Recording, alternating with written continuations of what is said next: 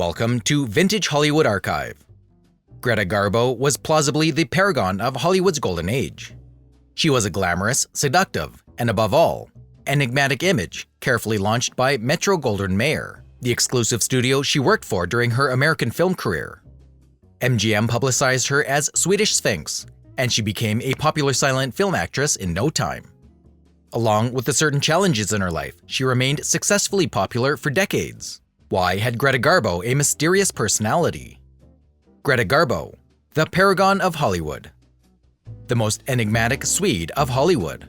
A face as beautiful as Garbo's, the colossal eyes and veiled lids, the love, sensitivity, benignity, or sovereignty, amid her brows melting her asceticism, was almost breathtaking when it filled the screens.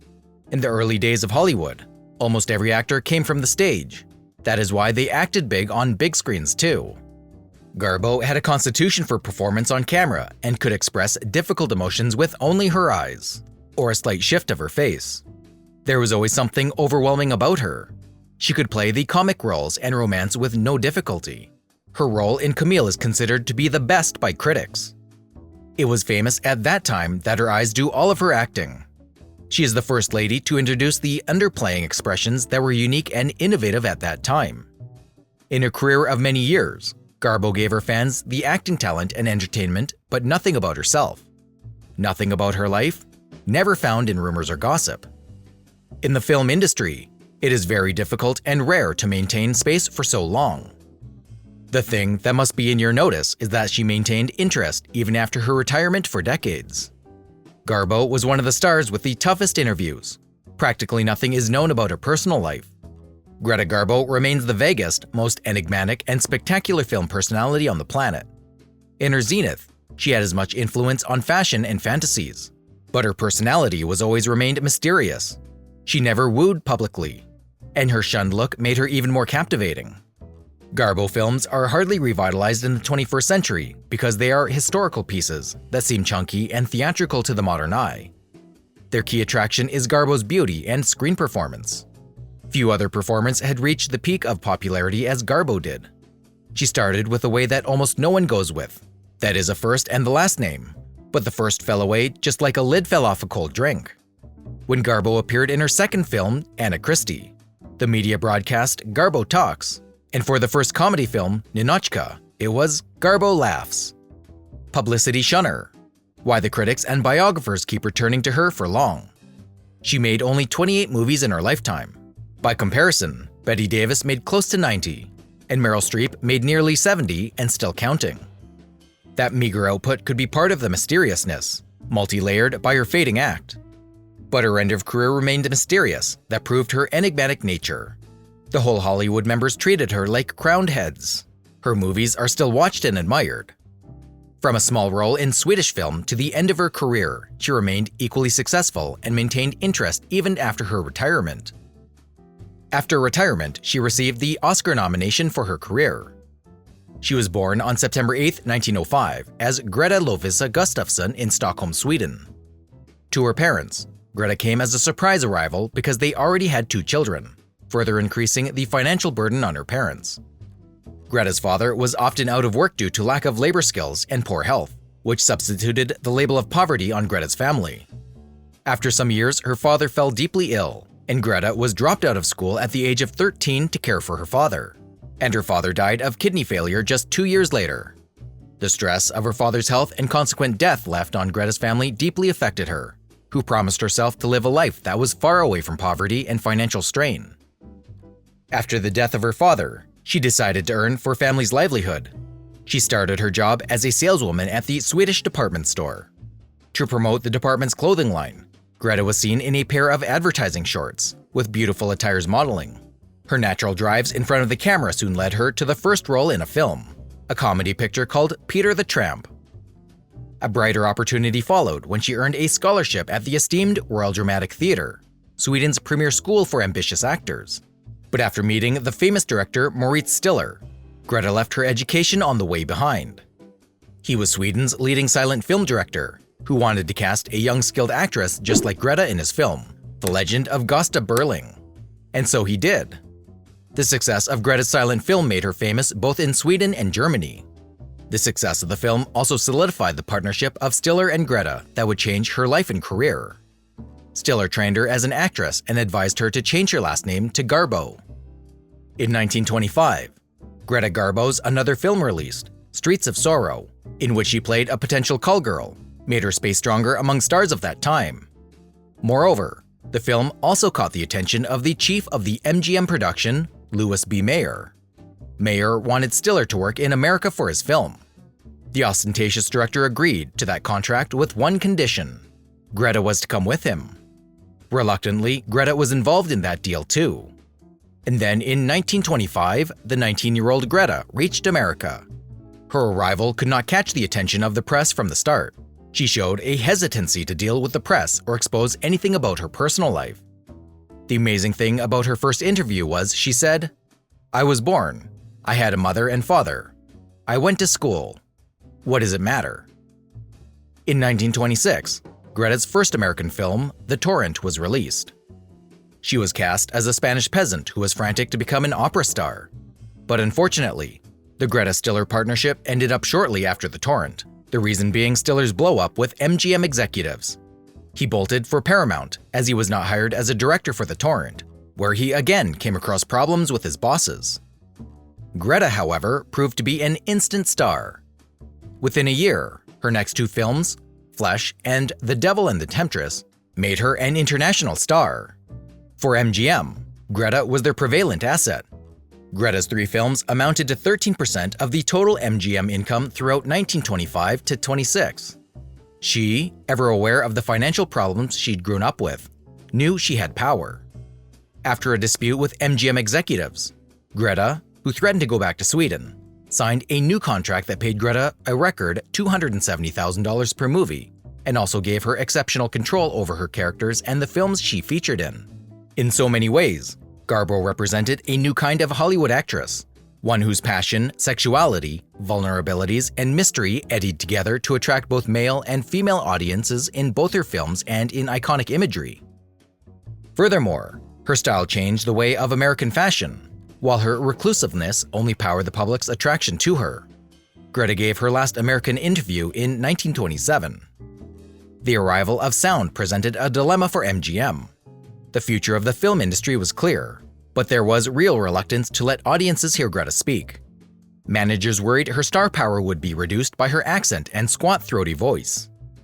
Finally, MGM conceded, and in 1930, Greta made her debut in sound in a movie as Anna Christie, for which she received an Academy Award nomination, along with her film Romance, released the same year. Despite MGM's concerns, Greta's star did not fade. In 1931, she signed up with Clark Gable in Susan Lennox, Her Fall and Rise. Then she co-starred with Melvyn Douglas in As You Desire Me. That same year, Greta was part of an all-star cast that counted in Joan Crawford, Wallace Beery, John and Lionel Barrymore in Grand Hotel. And that was the film which won a 1932 Academy Award for Best Picture. In 1933, Greta took on the role of the fictional Swedish monarch, perhaps her most ambitious role, in Queen Christina. After that, she did 3 films in consecutive 3 years, such as Anna Karenina, Camille, and Conquest. In the late 1930s, however, her box office demand began to diminish. With America during the Depression, the actress's multicultural style didn't boom with viewers like it once had. In the meanwhile, Europe, where Greta had enjoyed improbable success, was headed to war. To recreate herself and her career, Greta was cast in a pair of comedies, Ninochka and Two-Faced Woman, neither of which coordinated her prior successes, though she did get the final Oscar nomination of her whole career from the former. Furthermore, after another contract clash with MGM, she retired from the film industry. Away from the stare of Hollywood, Greta withdrew to a world she let few enter into. While she had several romantic partners in her films, at least one woman, Greta never married.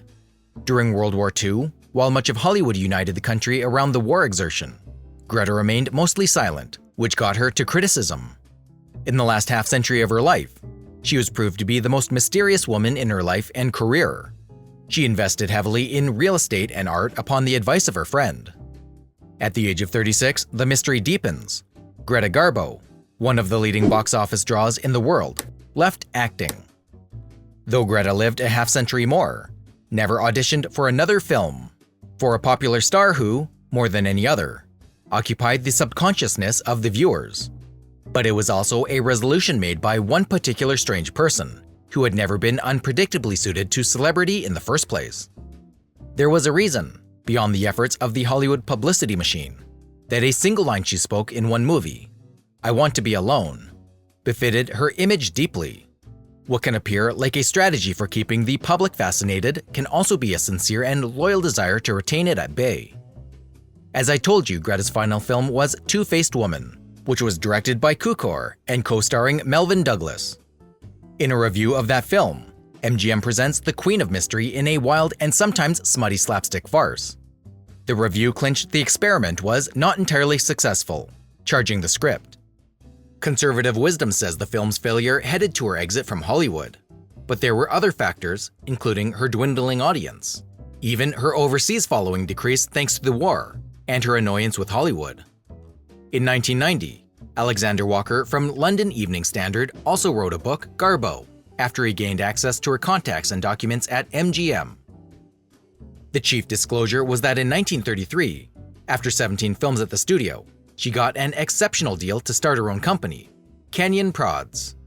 She received more than $200,000 per film, making her MGM's highest-paid female actress by far. She also got the authorization of directors, co-stars, scripts, and shooting schedules. The Walker's book referred to the studio's unwavering devotion to its star, furthers that her films weren't always as popular as one imagined. But MGM enviously held on to Greta for the respect she lent the company. Even in her isolation, fans stayed faithful. After her retirement, some people from Hollywood in Manhattan, including photographers, joined in Garbo watching, eager to spot her as she took long walks, in casual clothes and with large sunglasses. One woman told that she had followed Greta for an hour. According to her, she didn't need to talk with her. It was just enough to be in Greta's presence, to breathe the same air. She doesn't look to have been principally vain about her beauty, but she was practical enough to recognize its precise value and to anticipate the cost of it fading.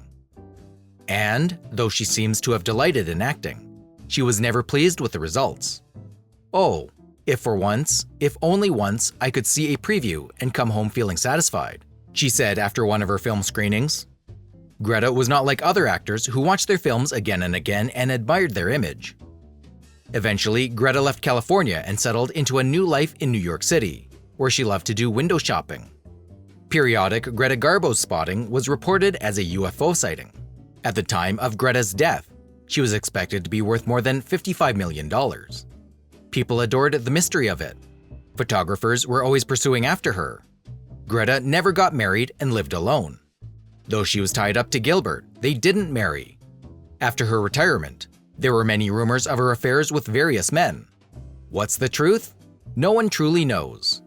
She was not an astonishingly or notably confiding letter writer, journal keeper, or communicator. She does not seem to have had a plethora of intellectual curiosity. In the films, she had always been able to deliver a sense of hidden depths, of memoirs and emotions lighting room after interior room, never quite looked to be expressed. Were those feelings difficult? Interesting? In the late 1980s, she developed a kidney problem that forced her to stop her walks, which cut her off from the outside world. Greta Garbo died on April 15, 1990 in New York City. The relationship to fame that Greta Garbo enacted in the last decades of her life was something like, it looked deep, perhaps even unworldly, a renunciation of celebrity's blessings as well as its menaces. But who knows? Maybe Greta was just tired of making faces in front of screens. In death, Garbo was the same as she was in life, the mysterious. If you like this video, don't forget to give it a thumbs up and subscribe if you are new here.